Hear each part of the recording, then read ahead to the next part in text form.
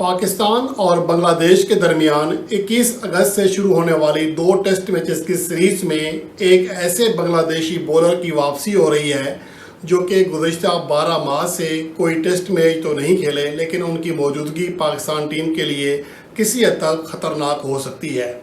اس کا ہم جائزہ لیں گے، اور اس کے علاوہ جو دوسری بڑی خبر ہے وہ یہ ہے کہ سری لنکن ٹیم کے پاس ایک نئی تاریخ رقم کرنے کا موقع ہے۔ آلریڈی ایک وہ بہت بڑا کارنامہ سر انجام دینے میں کامیاب رہے ہیں انڈیا کے خلاف۔ پہلے اس کی بات کر لیتے ہیں۔ گزشتہ میچ کی اگر بات کریں جس میں 32 رن سے کامیابی حاصل کی سری لنکن ٹیم نے، اور جو اس سے پہلا میچ تھا سیریز کا پہلا میچ وہ ٹائی رہا تھا، جس کی وجہ سے اب 1-0 کی ناقابل شکست برتری سری لنکا نے حاصل کر لی ہے، اور یہ اس صدی میں پہلا موقع ہے کہ بھارت کو سیریز جیتنے کا موقع نہیں ملے گا سری لنکا کے خلاف۔ اور آخری بار اگر کوئی ایسی سیریز تھی جس میں انڈین ٹیم سری لنکا کے خلاف کوئی میچ سیریز جو ہے وہ نہیں جیت سکی تھی تو وہ 1997 کی ہوم سیریز تھی، جس میں دونوں ٹیمیں ایک میچ جیتنے میں کامیاب رہی تھیں اور ایک میچ بارش کی نظر ہوا تھا۔ اور اس کے بعد سے اب تک یعنی کہ 27 سالوں میں کبھی بھی ایسا نہیں ہوا کہ بھارتی ٹیم سری لنکا کے خلاف باہمی ون ڈے سیریز نہ جیت سکی ہو،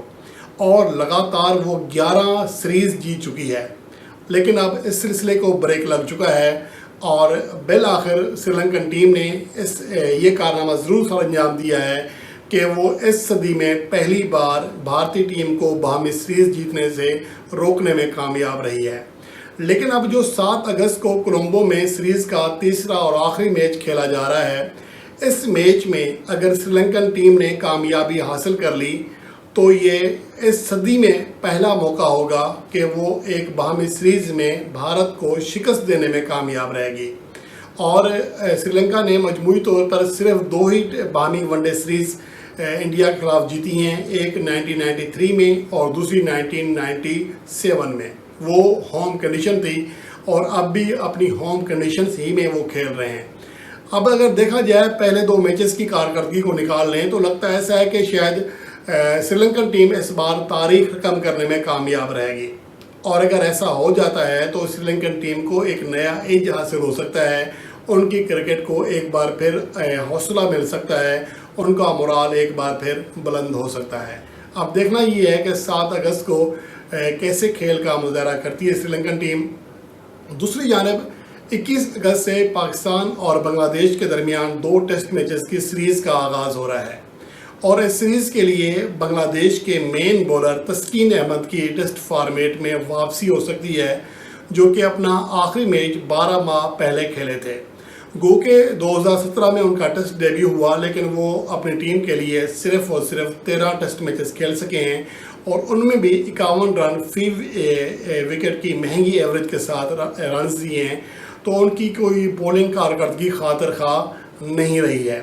لیکن اس کے باوجود تسکین احمد ایک سینئر بولر ہیں، اپنی بولنگ لائن میں بڑا امپیکٹ ڈال سکتے ہیں، تجربے کو استعمال کرتے ہوئے پاکستان کے بیٹرز کے لیے بہرحال وہ مشکلات کھڑی کر سکتے ہیں، اور اس کے جو اثرات ہیں وہ پاکستان اور بنگلہ دیش کے سیریز کے اوپر بھی پڑیں گے، کیونکہ بنگلہ دیش کی ٹیم نسبتاً بہتر شیپ میں دکھائی دے گی۔ اگر موجودہ وقت میں دیکھا جائے تو بنگلہ دیش نے حالیہ عرصے میں ٹیسٹ فارمیٹ میں ایک تو اچھی پرفارمنس نہیں دی ہے، اور جون 2022 کے بعد یہ پہلا موقع ہے کہ وہ اپنے ملک سے باہر کوئی ٹیسٹ میچ کھیل رہی ہے، اور ویسے بھی وہ ICC ورلڈ ٹیسٹ چیمپئن شپ کے پوائنٹس ٹیبل پر 7ویں نمبر پر ہے، جہاں پر انہیں پرفارمنس اپنی پوزیشن بہتر کرنے کے لیے اسپیشل پرفارمنس دینی ہے۔ گو کہ ان کا کوئی چانس تو نہیں ہے کہ وہ ورلڈ ٹیسٹ چیمپئن شپ کا فائنل کھیلیں، لیکن بہرحال ان کے پاس یہ چانس ضرور ہے، اور وہ یہ چانس لینا چاہیں گے، کیونکہ پاکستان کی جو موجودہ کارکردگی ہے وہ اس لیول کی نہیں ہے جیسا کہ ماضی میں ہوا کرتی تھی۔ اس لیے بنگلہ دیش کی ٹیم پوری ٹرائی کرے گی کہ اس بار وہ تاریخ رقم کرنے میں کامیاب رہے کہ پاکستان کے خلاف پہلی ٹیسٹ کامیابی حاصل کر لے۔